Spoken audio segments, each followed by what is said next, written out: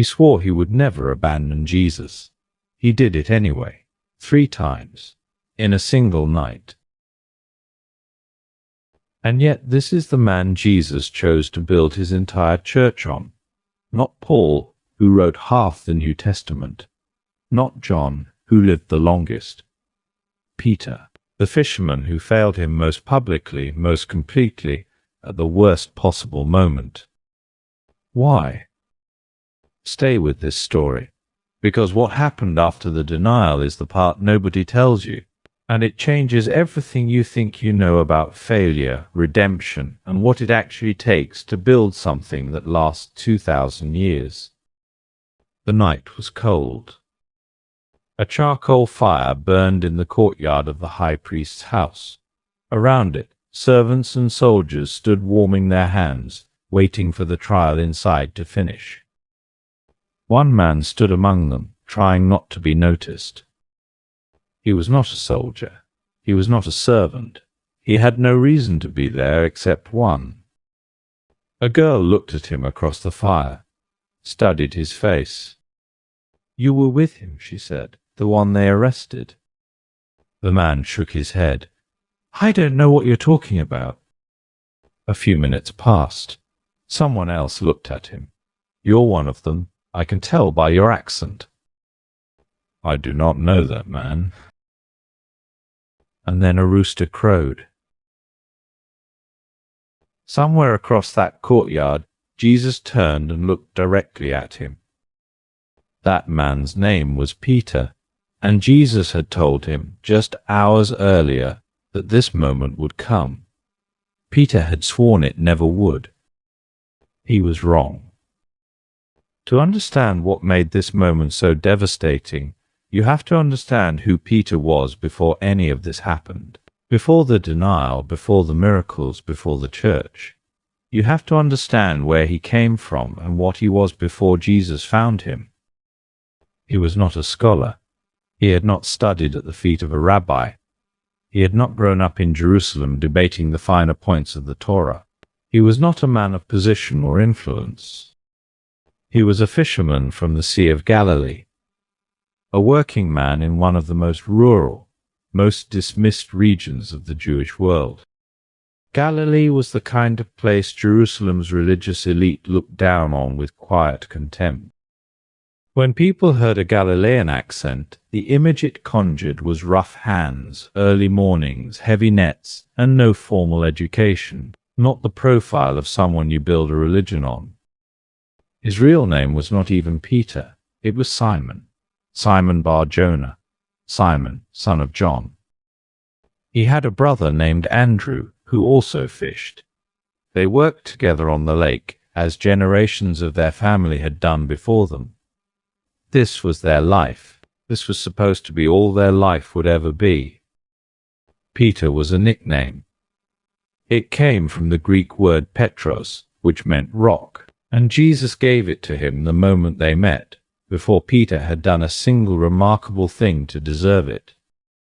Think about what that means. Jesus looked at this sunburned fisherman, this man who smelled of fish and lake water, and said, "You are going to be a rock. Not you might become one someday if you work hard enough. Not you have the potential. You are one." Present tense. A statement about who Peter would be, spoken to a man who didn't yet exist. Peter dropped his nets and followed. And from that moment forward, for the 3 years of Jesus' public ministry, Peter was almost always at the center of everything. He was in the boat when the storm hit, when the waves were high enough to terrify experienced fishermen, and he watched Jesus walk out to them across the water. He watched, and then, in a moment of either extraordinary faith or extraordinary impulsiveness, he got out of the boat himself. He walked on the water too, for a few seconds. Then he looked at the waves, and he sank. Jesus reached out a hand and pulled him up. "Why did you doubt?" This would become the pattern. Bold belief, sudden collapse, rescue. He was there at the Transfiguration, when Jesus took him and James and John up a high mountain and was changed before their eyes. his face blazing like the sun, his clothes turning white as light. And suddenly Moses and Elijah were standing with him, two figures from centuries past, present in that moment as if no time had passed at all. Peter, overwhelmed, said the only thing that came to him, "Lord, it is good for us to be here. If you wish, I will make 3 shelters. One for Jesus, one for Moses, one for Elijah." Theologians have spent centuries gently noting that this was a strange response to witnessing the transfiguration of God. Peter later acknowledged in his own letters that he did not fully understand what he had seen until much later.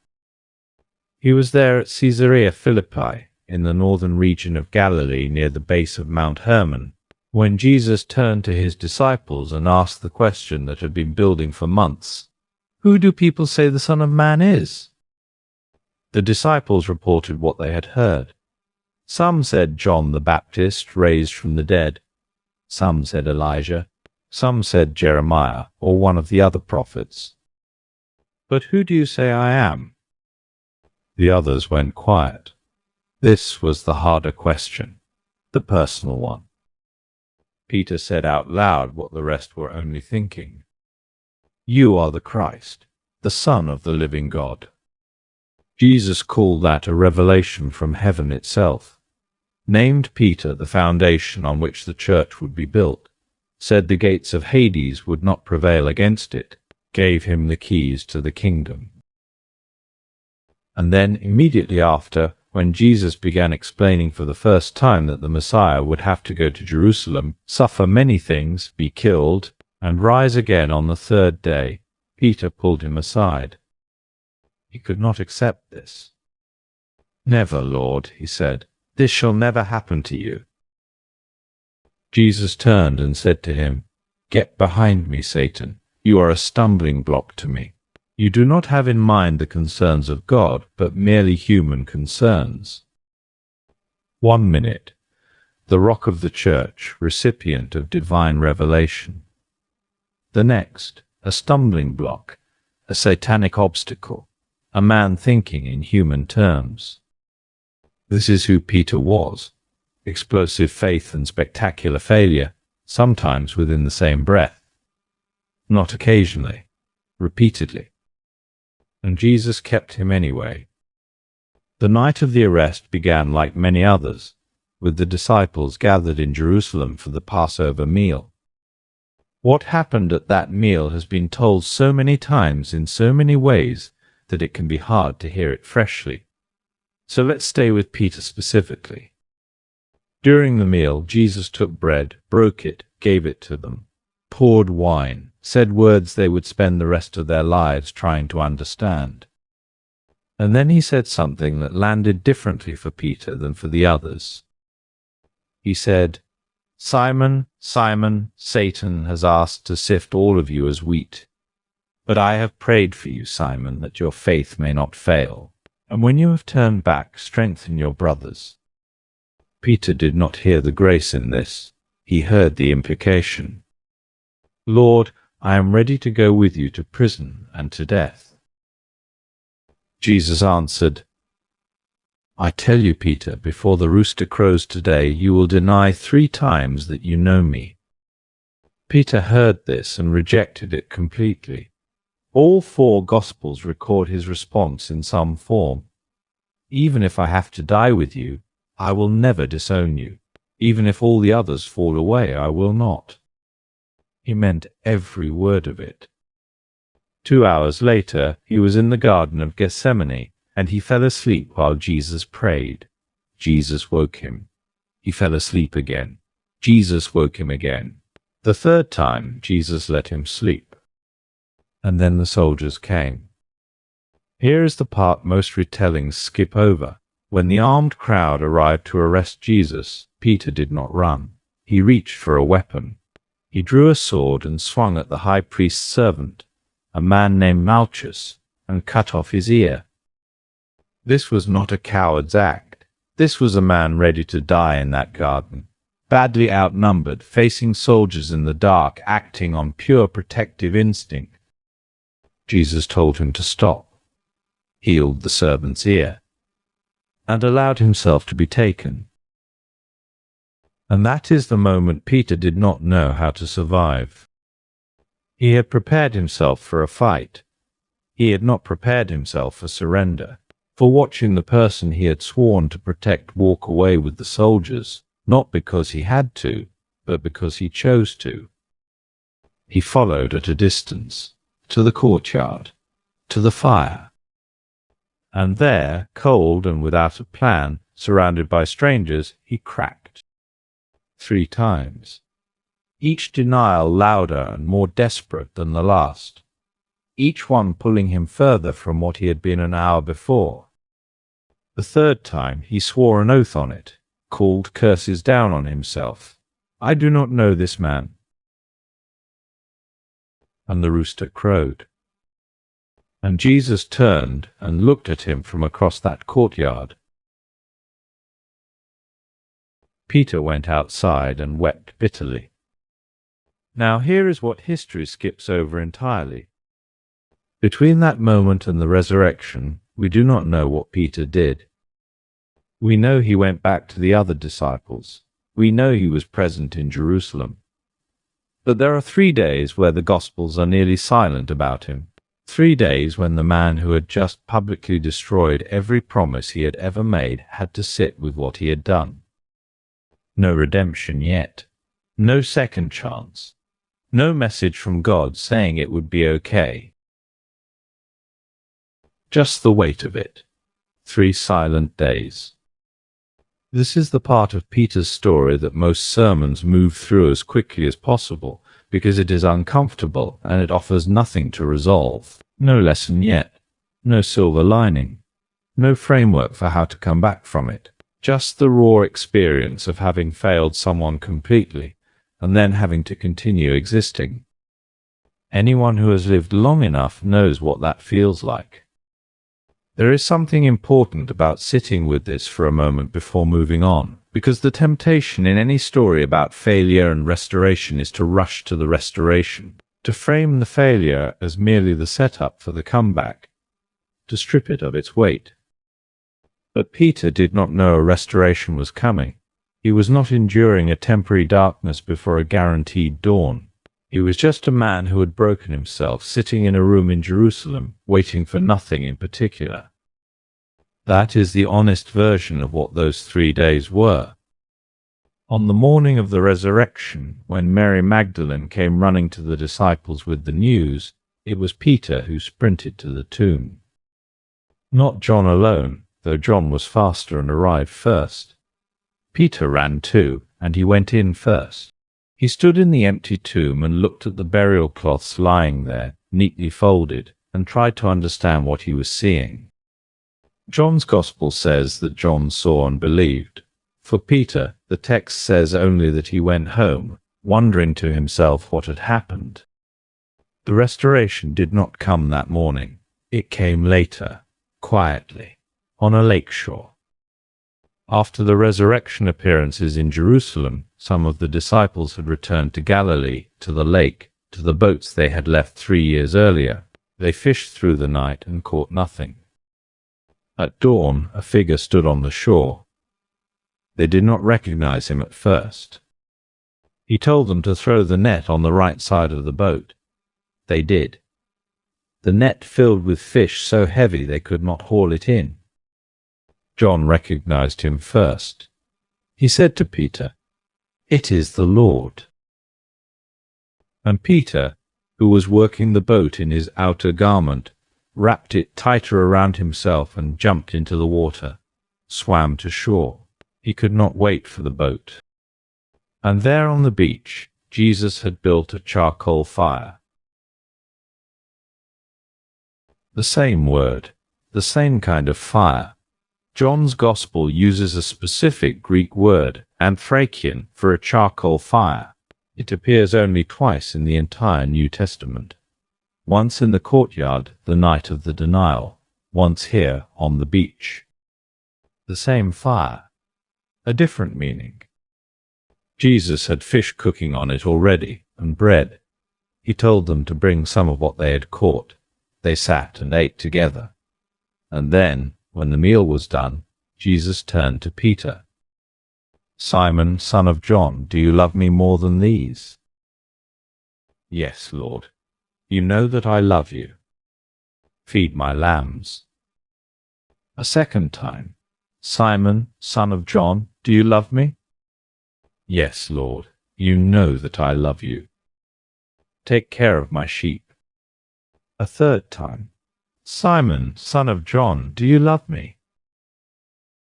Peter was grieved that Jesus asked him the third time. He said, "Lord, you know all things. You know that I love you.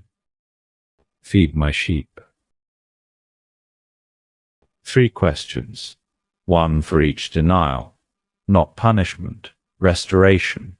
Jesus was not reopening the wound, he was closing it. He was giving Peter, one by one, the chance to replace each broken oath with something new. Then Jesus told him something else. He told Peter how he would die.